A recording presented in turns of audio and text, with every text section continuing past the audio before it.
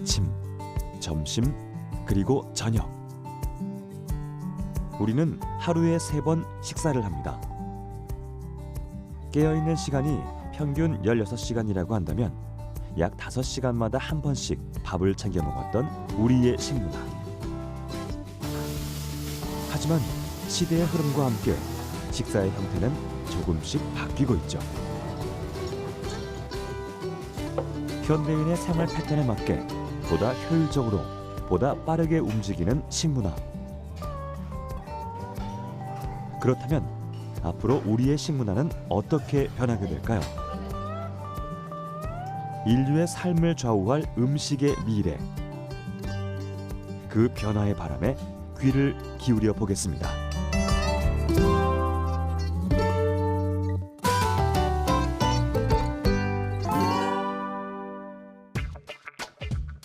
트위터의 공동 창업자 비지스톤과 에반 윌리엄스,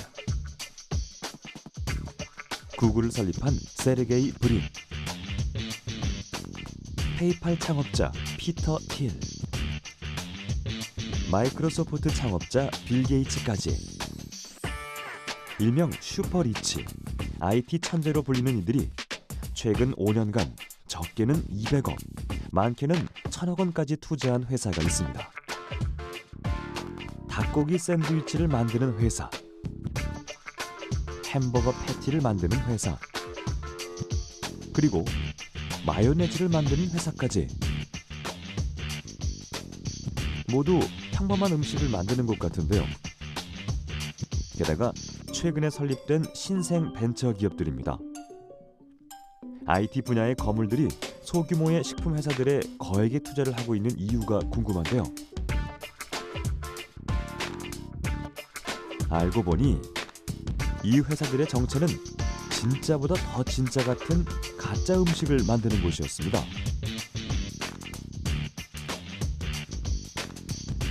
배드로 만든 닭고기, 콩과 식물의 뿌리에서 추출한 물질로 고기의 향과 맛을 내는 햄버거 패티, 그리고 달걀 대신 식물성 단백질로 만든 마요네즈는 이미 세계 식품 시장을 뒤흔들고 있습니다. 어쩌면 21세기 식품 산업의 한계를 극복할 열쇠가 이 음식들 속에 담겨 있을지도 모르죠.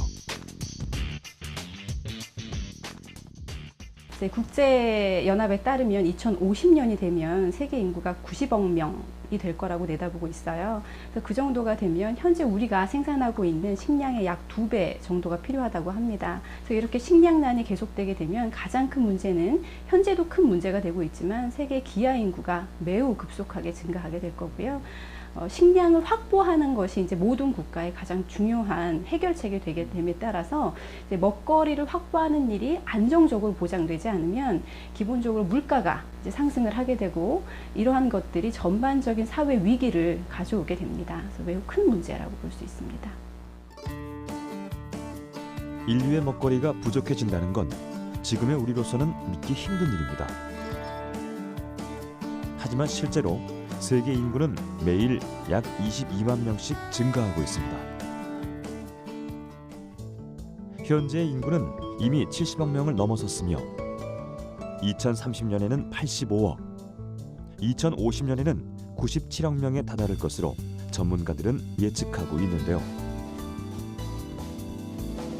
증가하는 인구에 비해 사람이 살고 있는 땅은 도시화, 사막화 현상으로 음식의 원재료를 생산하는 비옥한 토지가 줄어들고 있습니다.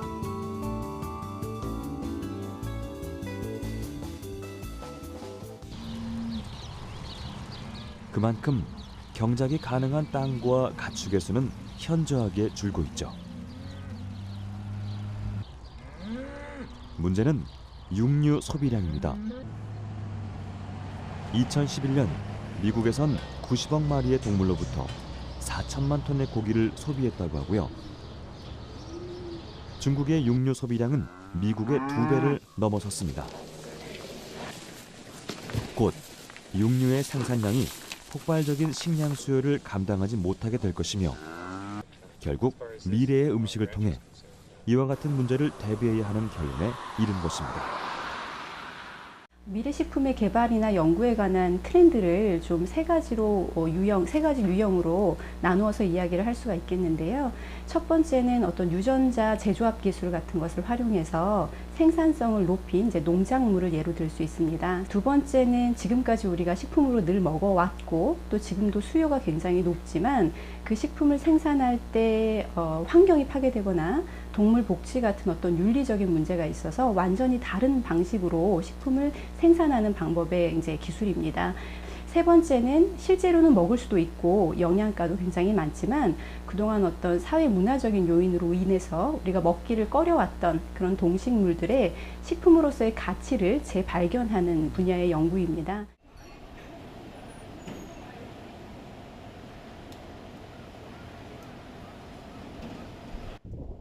경기도 과천시에 위치한 한 채식 전문 음식점을 찾아왔습니다.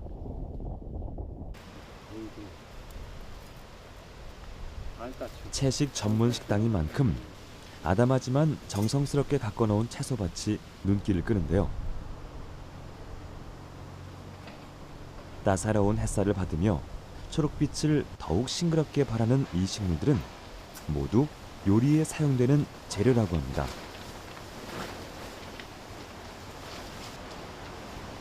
채식 위주의 식단을 좋아하는 분들이라면 이 채소들이 전하는 자연의 맛을 저절로 떠올릴 텐데요. 과연 어떤 요리가 기다리고 있을까요?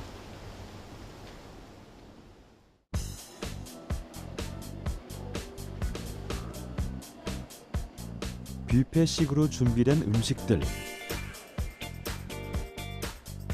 방금 전 채소밭에서 본 초록잎들이 각각의 요리에 자리를 잡고 있는데요. 보통의 채소는 쌈을 싸먹거나 간단히 양념을 곁들여 먹는 사이드 메뉴로 생각했는데 이렇게 보니 채식 요리의 종류가 꽤 다양합니다. 특히 제작진의 시선을 사로잡은 이 요리. 이리저리 살펴봐도 고기로 만든 음식인 것 같은데요.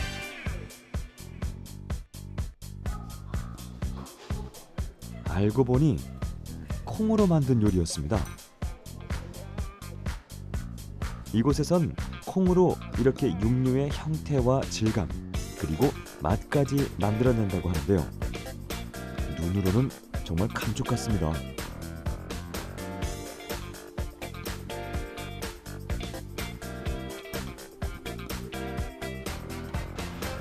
채식주의자들이 풀만 먹는다는 생각은 아주 먼 옛날 이야기였는데요. 식물성 재료를 이용해 과연 어떻게 육류의 맛과 식감을 내는지 조리실에서 직접 확인해 보겠습니다.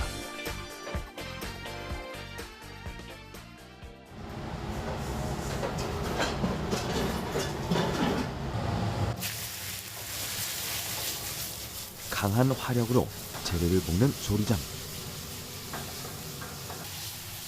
콩고기를 센 불에 볶는 이유는 육류가 알맞게 익었을 때 나는 특유의 향을 내기 위해서라고 합니다. 불고기도 할 수 있고요. 그리고 이 모양 말고 그 약간 동그란 좀 두툼하게 나오는 것도 있어요. 그걸로 약간 닭강정처럼도 할 수 있고요. 콩고기의 두께와 모양에 따라 조리법이 달라지는데요. 두툼한 형태의 콩고기를 기름에 튀기면 닭튀김과 같은 식감을 낼 수 있다고 하네요.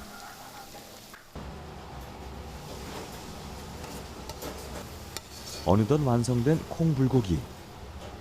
외관상으로는 소불고기와의 차이가 보이지 않는데요. 직접 먹어보지 않는 이상 이 요리를 콩으로 만든 거라고 이야기하는 게 더 이상하게 들릴 것 같습니다. 콩고기의 또 다른 이름은 식물성 조직 단백질입니다. 주요 재료는 대두인데요. 대두는 다른 콩과 비교해 단백질 함유량이 높으며 기름을 짜고 남은 조직 식감이 쫄깃해 대표적인 육류 대용 소재로 사용되고 있습니다. 고온 고압으로 가공된 건조 콩고기는 기본적으로 물에 불려 사용하는데요.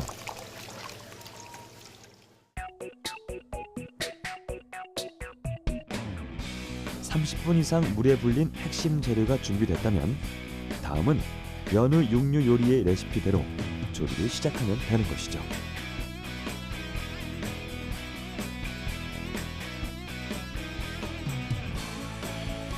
자, 이번엔 또 다른 재료를 이용해 식물성 고기를 만들어 보겠습니다. 준비된 재료는 병아리콩인데요. 일반 콩과는 조금 다른 모습의 병아리콩을 사용하는 데는 특별한 이유가 있다고 합니다.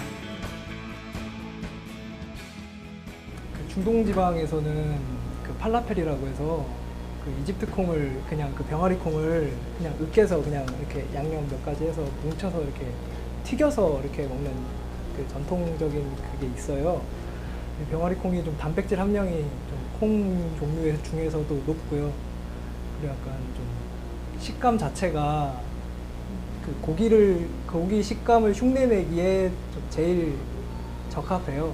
그리고 뭐 너무 이렇게 단단하고 아삭거리는 식감도 아니고 약간 감자 같은 느낌도 있고 그 식감이 제일 비슷하죠. 콩류 중에서는. 병아리 콩으로 만드는 고기. 병아리 콩 외에도 식감을 더해줄 호박씨, 해바라기씨, 호두 등의 견과류가 필요합니다. 여기에 간장, 후추로 기본 간을 한 다음 믹서기를 이용해 한꺼번에 갈아주는데요.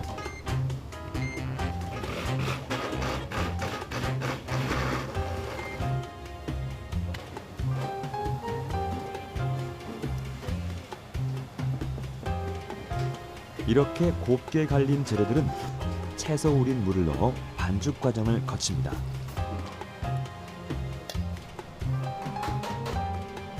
이때 또 하나의 재료가 들어가는데요. 바로 글루텐입니다. 식물성 고기의 점성과 형태를 유지하기 위해 밀 단백질인 글루텐을 섞어 반죽하는 것인데요. 반죽을 치대면 치댈수록 쫄깃한 식감이 더해진다고 합니다. 반죽이 다 됐다면 한 주먹씩 떼어낸 손바닥만한 크기로 두께감 있는 형태를 만듭니다. 이쯤 되니 실제 고기로 패티를 만들어 놓은 듯한 모습을 갖췄는데요. 이게 끝이 아닙니다. 찜통에 넣어 40분간 쪄내면 병아리 콩으로 만든 고기가 완성됩니다.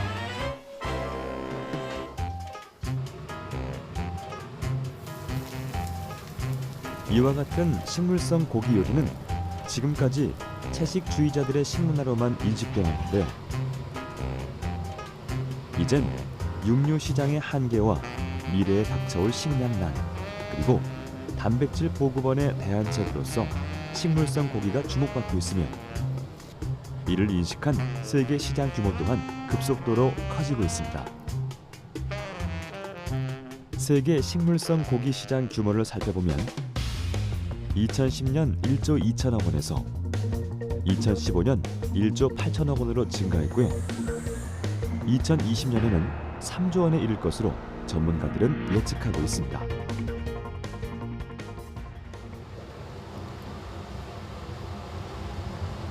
콩을 이용해 고기와 같은 향, 색, 식감, 그리고 맛까지 구현해낸다는 건 생각보다 많은 의미를 포함하고 있는데요. 미래 음식 문화의 한 줄기를 담당하게 될 식물성 고기. 앞서 언급했던 세계 IT 거물들이 왜 식품 산업에 도전장을 내밀고 있는지, 그 가치가 어느 정도일지 우리는 찬찬히 생각해 볼 필요가 있습니다. 대체로 이제 좀 고기하고 비슷한 맛을 낼 때 좀 놀라워하죠. 놀라워하고 이렇게 매일 먹는 건 아니지만 한 번씩 먹으면 포만감도 아무래도 있는 것 같고요. 단백질이다 보니까 좋아하세요. 네, 좋아하세요.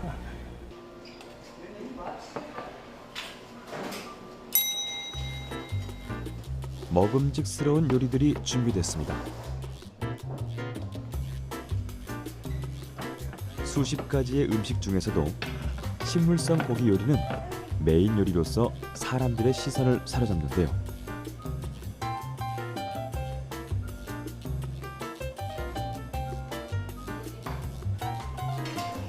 현재 우리나라의 채식 인구는 100만 명에서 150만 명.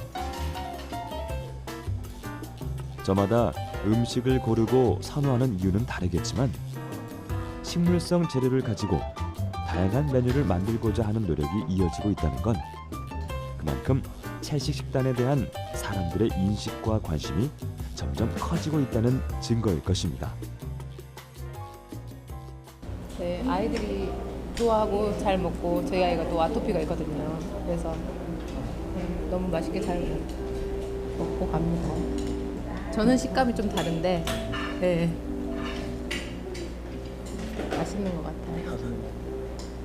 그 고기 담백한 거에 대한 거는 뭐 비슷한데 어떤 질감은 더 좋았어요.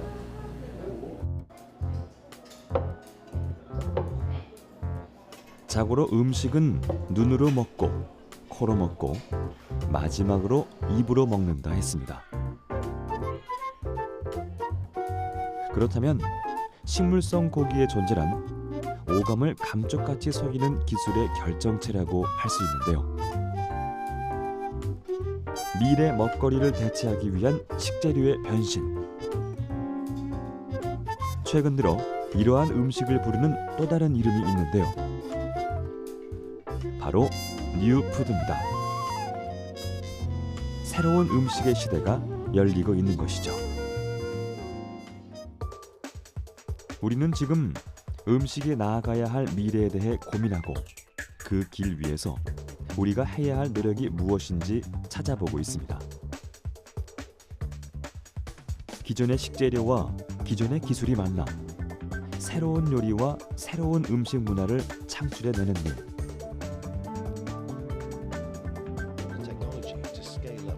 음식과 기술의 융합은 현재를 사는 우리가 미래를 준비하기 위해 해야 하는 선택인데요. 푸드테크는 비단 오늘날 등장한 것이 아닙니다. 시대와 시대를 잇고 인류의 음식 역사를 이끌어온 원동력. 그것은 푸드테크가 있기에 가능한 것이었죠. 1810년 영국의 상인 피터 듀런드는 방부제 없이 음식을 오래 보관할 수 있는 금속 용기를 고안했습니다. 그것이 바로 가공식품의 발달을 가져온 통조림입니다.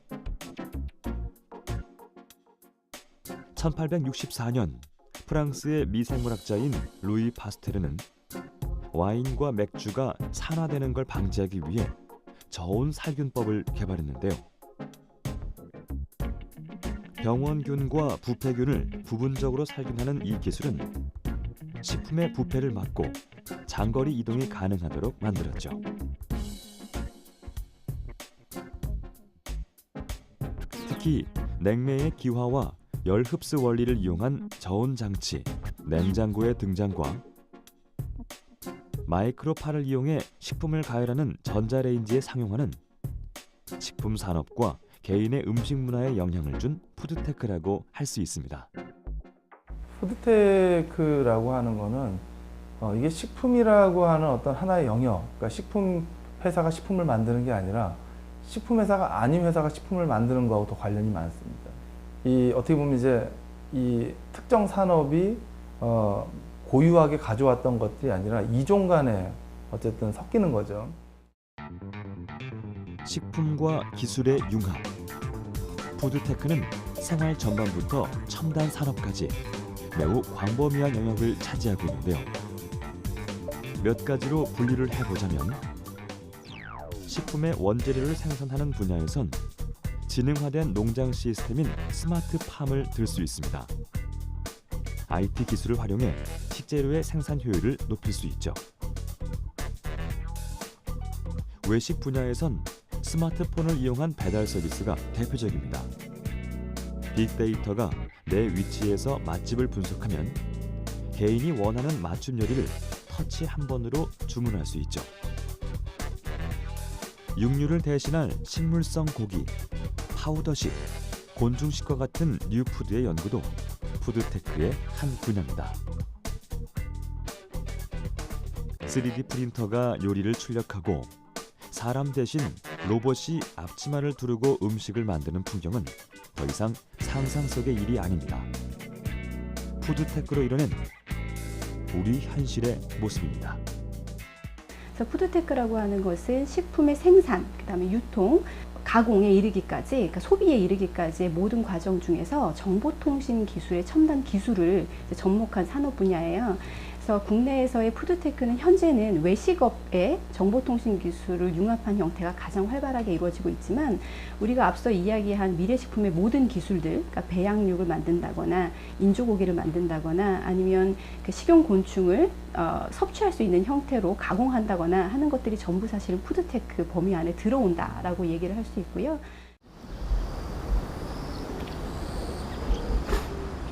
충청북도 청주시에 위치한 식용곤충 농장을 찾았습니다.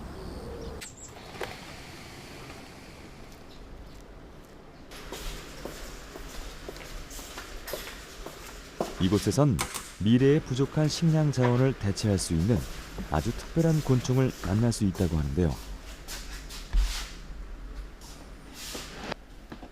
농장주 김민우 씨를 따라 들어간 사육실. 상자를 열어 안을 살피자 꼭꼭 숨어있던 곤충의 모습이 서서히 드러나기 시작합니다. 김민우 씨의 손 위에 활기차게 꿈틀거리는 모습이 왠지 낯이 익은데요. 바로 군뱅이로 불리는 흰점박이 꽃무지 애벌레입니다.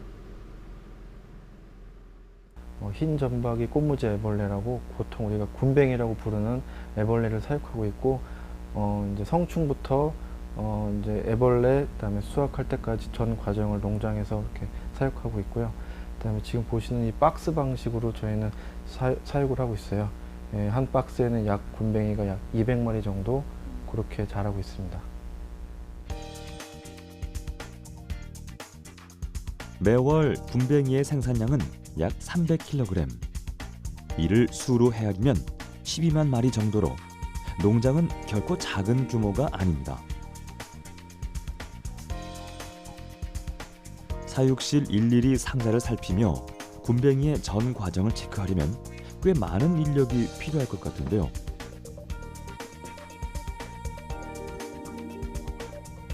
하지만 농장을 관리하는 건 오직 김민우 씨뿐. 농장 전체가 자동화로 이루어져 있기 때문입니다.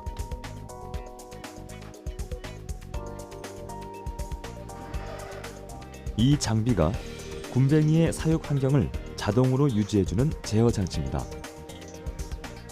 사육에 필요한 세 가지 요소는 온도와 습도, 그리고 환기 시스템.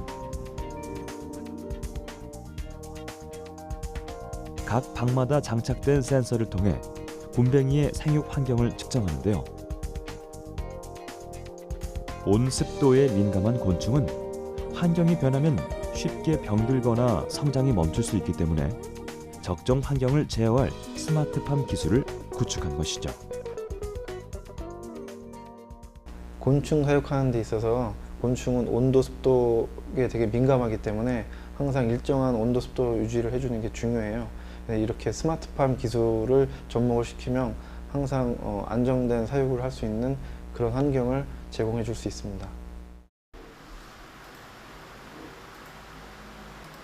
곤충 스마트팜은 단순히 온도와 습도를 자동 제어하는 것 이상으로 큰 의미를 갖습니다. 센서를 통해 실시간으로 측정된 데이터는 환경이 미치는 군뱅이의 생태 변화를 파악할 매우 중요한 자료가 되는데요. 이를 체계적으로 분석하면 군뱅이 사육의 최적 조건을 조성할 수 있어 보다 효율적으로 생산성을 높일 수 있습니다. 스마트팜이란 센서와 네트워크를 기반으로 한 농업 생산 시스템을 말합니다. 스마트 기기와의 연동으로 원격 제어가 가능한 것은 물론 농축산물의 생장과 생육 단계부터 온도와 습도, 이산화탄소, 토양 등의 정보를 측정해 병충해와 같은 피해로부터 작물을 안전하게 지킬 수 있는데요. 최근엔 이러한 지능화된 생산 시스템이 식용곤충 산업 속으로 들어오며 식품 시장 확장에 발돋움 역할을 하고 있습니다. 특히 UN 식량 농업 기구에서 미래 식량 부족에 따른 단백질 대체 식량으로 식용곤충을 선정하면서 곤충이 미래 식량 자원이 될 가능성에 힘을 싣고 있는데요. 2014년 국내에서 처음 식품 원료로 선정된 곤충은 갈색 거절의 유충, 일명 미럼이고요.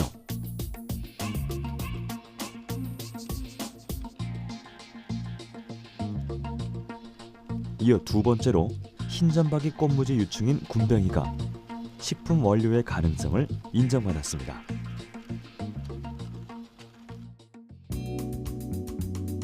이뿐만이 아니라 식품의약품안전처에서는 식용이 가능한 곤충으로 벼메뚜기, 누에번데기, 백강잠, 장수풍뎅이 유충, 귀뚜라미를 허용해 국내에선 현재 총 7종의 곤충이 미래 먹거리로 개발되고 있죠. 식용 곤충에 대한 관심은 전 세계적으로 확산되고 있는 추세인데요.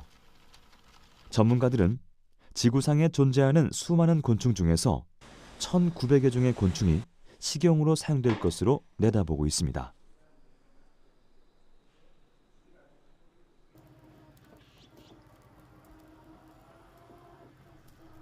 미래 식량 자원으로 각광받는 식용곤충. 이처럼 곤충이 대체 식품으로서의 가치가 높은 이유는 가축 사육보다 훨씬 경제적이면서도 풍부한 영양을 공급하기 때문입니다. 1kg당 단백질을 생산하는 데 있어 곤충의 평균 먹이량은 4kg, 반면 가축은 54kg에 육박하죠. 사용되는 사료의 양이 적다 보니 온실가스나 메탄의 배출량은 가축의 80분의 1에 불과합니다. 즉, 가축 대비 적은 양의 먹이와 경작지로 동일한 양의 영양을 얻을 수 있는 친환경 식품인 셈입니다. 군뱅이 같은 경우에는 지금 이제 고단백이고 또 불포화 지방산이 많기 때문에 건강을 생각하는 데 있어서 되게 효율적인 그런 식품으로 자리 잡을 수 있을 것 같고, 적은 면적에서도 사육이 가능하고 또 이제 들어가는 사료도 생산량 대비 적게 필요하고 또 이제 생산하면서 생기는 어떤 유해한 환경 피해도 없고 또 오히려 이제 생산되면서 생기는 어떤 분변토는 또 다른 농작물을 키울 수 있는 비료로 쓰일 수 있는 그런 장점이 있습니다.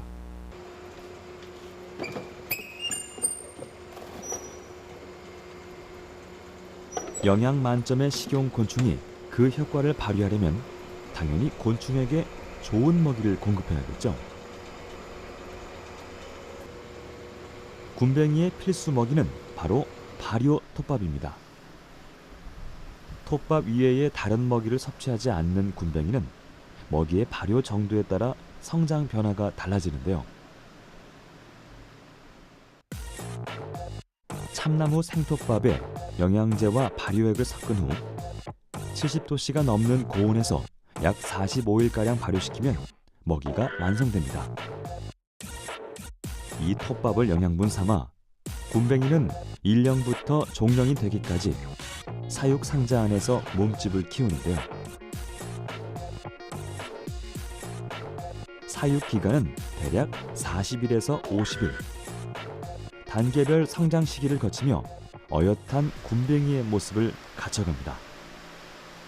이 중 몸집이 가장 큰 군뱅이가 식용곤충으로 사용되고요. 일부 군뱅이는 번데기를 거쳐 성충으로 키우는데요. 별도로 알을 구할 필요 없이 자체 순환 시스템으로 알을 공급받기 위해서라고 하네요.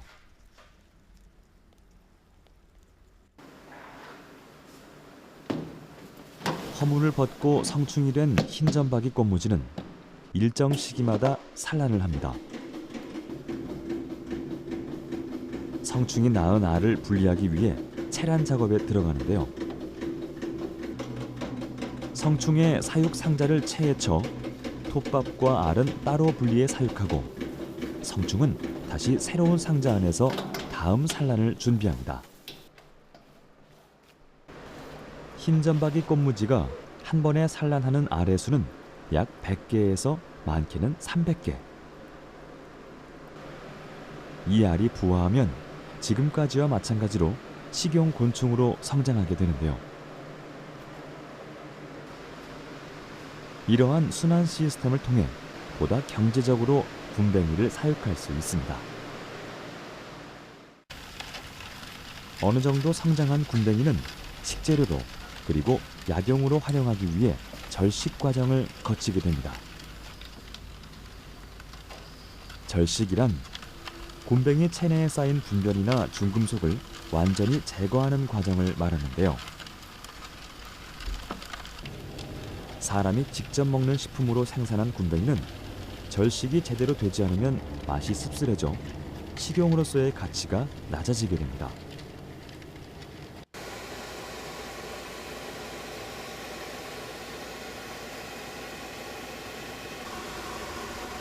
분변을 빼내고 살균과 세척 과정을 통해 1차 가공을 마친 곤뱅이는 곧바로 건조에 돌입하는데요. 원적 외선을 쏘아 24시간 이상 바짝 말리면 식용 곤뱅이가 완성됩니다.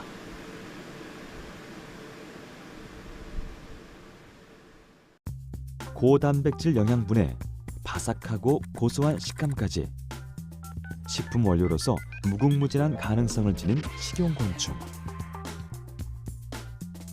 물론 곤충을 식품으로 받아들이기 위해 넘어야 할 산은 많지만 안정성과 체계적인 생산 방식, 요리 방법에 대한 구체적 활용 방안을 마련한다면 머지않아 우리 미래의 밥상에서 식용곤충은 당연한 식재료가 될지도 모르겠습니다. 이런 식용곤충에 대해서 지금 이걸 누가 먹겠어 하지만 옛날에 물을 누가 사 먹겠어 하는 것처럼 차후에는 분명히 그런 식용곤충 미래 식량에 대해서 관심이 되게 많을 것 같고 뭐 인구가 계속 증가되고 그러면서 뭐 자원이 또 고갈되고 그리고 또 이제 환경도 오염되고 하니까는 분명히 어떤 미래에는 뭐 더 안정적이고 또 효율적으로 생산할 수 있는 이런 식품이 이런 식량이 필요할 거라고 그런 시대가 꼭 올 거라고 생각이 돼요.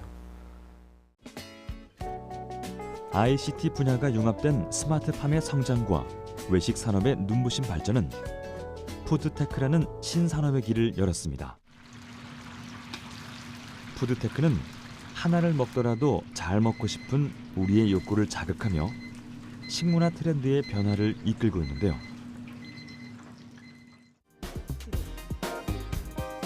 모바일 화면의 버튼을 눌러 음식을 주문하면 먹고 싶은 음식을 집 앞까지 가져다주는 배달앱.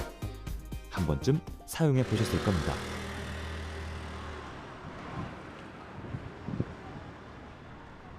우리가 당연하게 사용하는 이러한 주문 배달 서비스가 바로 한국형 푸드테크의 시작이라고 할 수 있죠.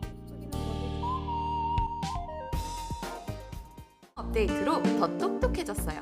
최근엔 먹고 싶은 음식을 선택하면 레시피와 그에 필요한 식재료를 함께 받아볼 수 있다고 하는데요. 짤 레시피로 요리를 더 쉽게. 생생한 레시피와 함께 건강, 영양 정보까지 한눈에.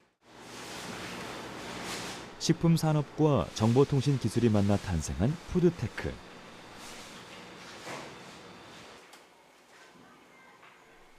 마치 미래의 이야기 같지만 바로 지금 우리가 누릴 수 있는 현재의 모습입니다.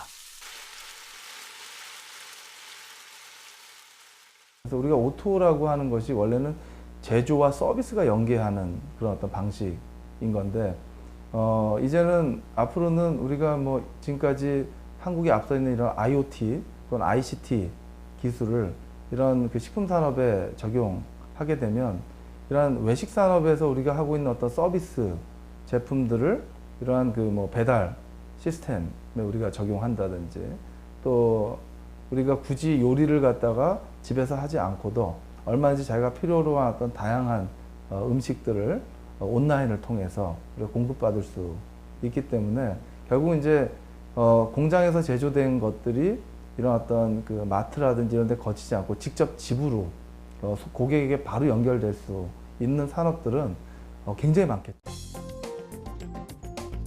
푸드테크를 통해 맞춤형 식사를 즐기고 더욱 빠르고 간편하게 식사를 해결하려는 움직임은 이제 현대 사회에서 드물지 않게 찾아볼 수 있습니다. 눈앞에 닥친 업무에 허덕이는 직장인들이라면 더욱 효과적인 식사를 원하는 건 당연한 일이겠죠. 시간이 촉박하고 밀려드는 업무량에 정신없이 일하기 바쁜 사무실 풍경. 어김없이 점심시간이 찾아왔는데요. 끼니를 해결하자니 산더미처럼 쌓인 업무가 발목을 붙잡는 상황. 이때 한쪽에서 일하다 말고 무언가 꺼내드는 여성이 보입니다. 배고픔을 달래기 위해 간식이라도 먹으려는 걸까요?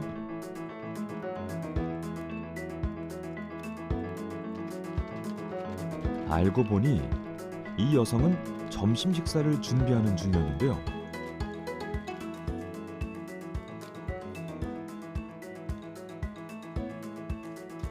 한 끼 식사에서 섭취할 수 있는 영양분이 고스란히 담긴 음료 식사.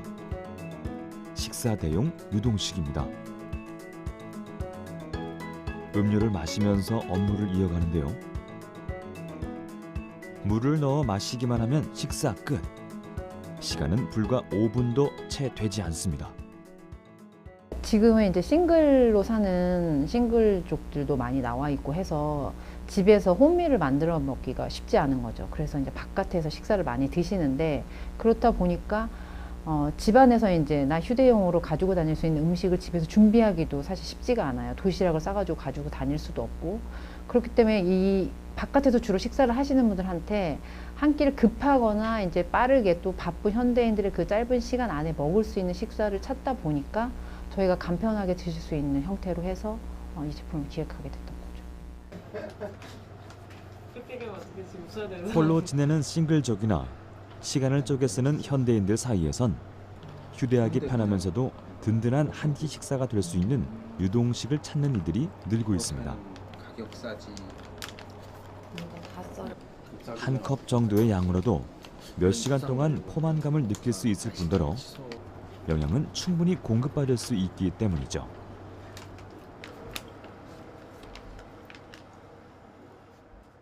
아침에 이제 바쁜데 이제 차려 먹기는 귀찮고 그런 걸로 대용으로는 너무 좋고 먹어보니까 포만감도 나쁘지 않더라고요. 그래서 지금 요즘에는 아침에 주로 계속 먹고 있어요. 유동식 식사는 매우 간단합니다. 파우더와 물만 있으면 되는데요. 섭취하는 음식 자체가 파우더 형태이지만 신체에 필요한 영양분을 골고루 담고 있어 다이어트 식품이나 헬스용 보조식품과는 명백히 차이가 있습니다. 하지만 간편한 영양식이라고 해서 반드시 미래형 식사가 될 수 있는 것은 아닌데요. 사람은 먹고자 하는 욕구와 음식을 음미하는 즐거움을 추구하기 때문입니다. 식사다 보니까 맛을 추구하는 부분, 또 현대인들이 웰빙을 생각하니까 건강을 추구하는 거, 그리고 라이프 스타일을 봤을 때 간편성을 추구하는 부분들, 그렇게 봤을 때 이제 그 각각이 추구할 강점과 약점이 다 다르게 공존을 하는데 가장 극한으로 간편하게 하실 수 있는 건 당연히 이제 알약과 같은 걸 섭취하는 부분인데, 하지만 거기서 반드시 생각해야 되는 거는 그걸 먹었을 때 이걸 참으면서 먹을 수 있는 제품은 아니기 때문에 반드시 맛에 대한 부분이 꼭 잡혀야 되는 거고, 그리고 거기서 더 잘 잡힌다면 그냥 마시는 그런 식사 대용만이 아니라 뭔가 씹으면서 또 사람이 행복할 수 있는 그거에 대한 부분을 좋아할 수 있는 구성이 된다면 소비자들의 더 많은 그런 각광을 받을 수 있을 것 같습니다. 과연 우리가 마주할 미래의 식사는 어떻게 변하게 될까요? 미래의 주방에선 사람이 직접 요리하는 모습보다 기계가 요리하는 모습이 더 익숙해질 겁니다. 영양 만점의 요리를 뚝딱 만들어내는 인공지능 로봇을 마주하게 될지도 모르죠. 로봇이 아닌 작은 기계에서 출력되는 음식을 맛볼 수도 있습니다. 다름 아닌 3D 푸드 프린터. 원하는 음식의 재료와 방법을 선택하기만 하면 제 시간에 완벽하게 출력된 음식을 먹을 수 있는데요. 세계 각국에선 설탕과 초콜릿을 원료로 디저트를 만드는 3D 푸드 프린터를 시장에 선보이고 있습니다.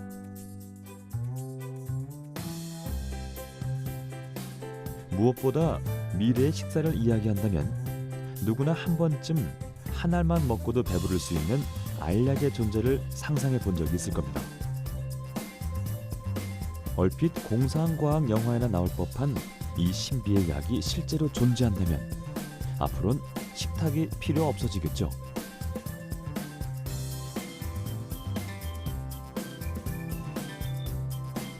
우리가 살게 될 미래는 어쩌면 알약 하나로 식사를 대신하고 유동식으로 영양분을 섭취하며 곤충 요리를 즐겨 먹게 될지도 모를 일입니다.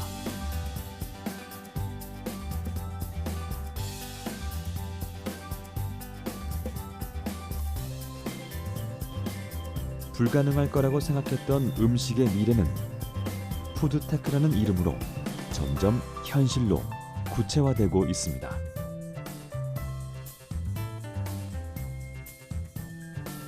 하지만 여기서 우리가 반드시 잊지 말아야 할 건 새로운 식문화를 만들어가는 도전 속에서 음식이 주는 행복을 놓쳐서는 안 된다는 것입니다.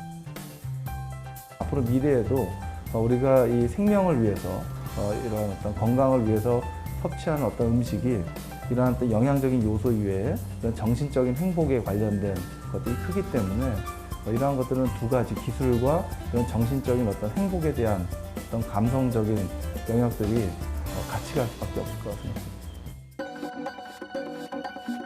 인류에게 있어 음식 문화를 빼놓을 수 없는 이유. 그건 바로 음식이 우리 생명과 가장 가까이 닿아 있는 동시에 미래를 연결하는 창구가 되어주기 때문일 겁니다. 시대의 흐름과 함께 변화하는 식문화. 그 변화의 바람이 이끄는 음식의 미래를 설렘과 기대로 기다려봐도 좋을 것 같습니다.